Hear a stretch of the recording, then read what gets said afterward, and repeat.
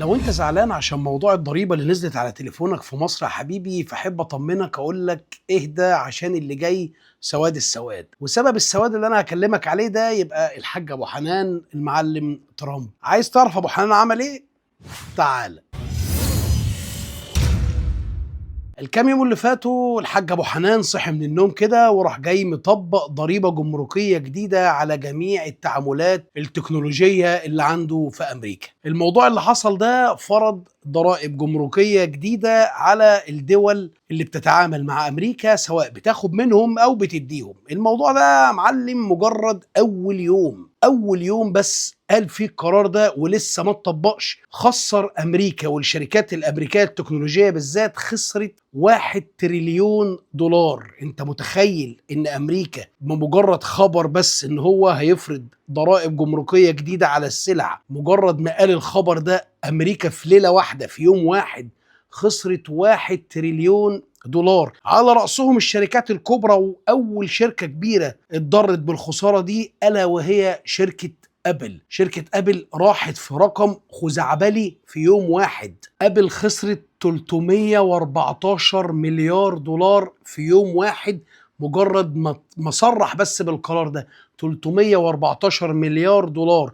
وده ليه وهي اكبر شركه خسرت الخساره دي كلها في اللي انا هقولهم لك ده؟ عشان بنسبه 85% من تصنيع شركه ابل للاجهزه بتاعتها التكنولوجيه كلها وخاصه الايفون في 3 دول، اهمهم الصين رقم 1، تانيهم فيتنام، تالتهم الهند. فعشان كده ابل خسرت خساره فادحه في ليله. ده غير كمان ان نسبه الاسهم بتاعتها خسرت 9% في الوول ستريت. والكلام ده مش من عندي، الكلام ده مصرح من وكالة بلومبرج، ودي الوكالة اللي هي مسؤولة عن التسريبات والحاجات اللي تخص البورصة والوول ستريت، أعلى بورصة في العالم طبعا. وكل ده يا صديقي بسبب التعريفة الجمركية الجديدة اللي أنا لسه قايل لك عليها، اللي بتتراوح لبعض الدول من 26% ل 56%.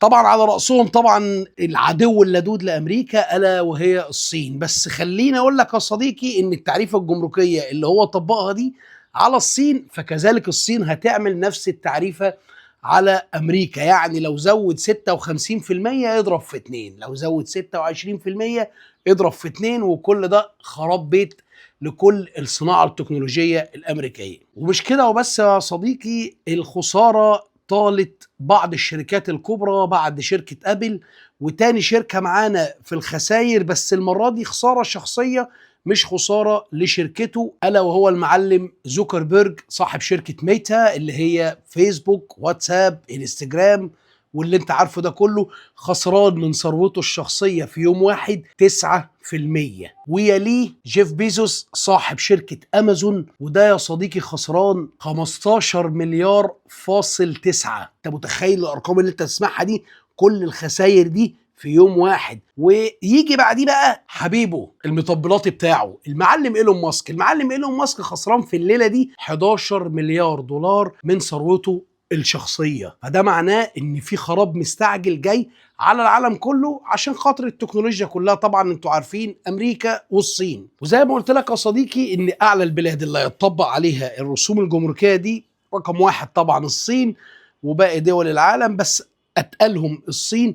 اقل دول هتتفرض عليهم الضريبه الجمركيه الجديده، التعريفه الجديده، هتبقى 4 دول: السعوديه، الامارات، البحرين، والحمد لله مصر. دولت التعريفه الجمركيه بتاعتهم هتبقى 10%. اللي انا بقوله لك ده صديقي معناه ان هتبقى الاجهزه الايفون بالبلدي كده زي ما بيقولوا، اللي باع واللي اشترى يا صديقي. يعني الايفون الجديد لو التعريفه دي اتطبقت والراجل المجنون ده ما رجعش في كلامه الحاج ابو حنان، اعرف يا صديقي ان الايفون اللي هينزل لك بعد كده مش اقل من 1600 دولار ل 1800 دولار. ده عشان خاطر تكلفته هتعلى جدا جدا جدا.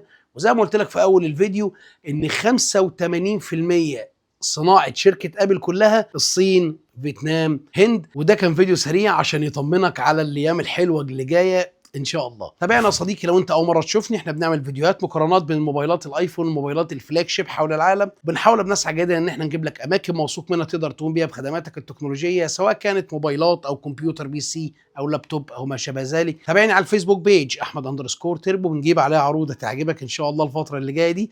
حابب تعرف حركه السوق، اسعار البيع، اسعار الشراء، هتلاقيها على الصفحه الشخصيه بتاعتنا موبايل تربو، تقدر تسأل على اللي انت محتاجه. حابب تشوف فيديوهاتي منسقة تحت بعضيها بعناوينها، هتلاقيها على اليوتيوب تشانل احمد تربو. اتمنى ان انت تشترك في القناة وتفعل زر الجرس. استنى رسالك على الانستجرام. اعذرني لو بطول في الرد عليك، ضغط رسائل مش اكتر والله. الفترة اللي جاية دي ان شاء الله في عروض وفي شوية حاجات كده جايبها لكم هتعجبكم جدا. مراكز صيانة، توكيلات للاكسسوار ان شاء الله جاية، وهنحاول باذن الله ان احنا نجيب لكم عروض في الاجهزه الايفون الجديده باذن الله. فحاول تتابع الصفحات اللي انا قلت لك عليها دي. كان معاك احمد تربو، سلام عليكم.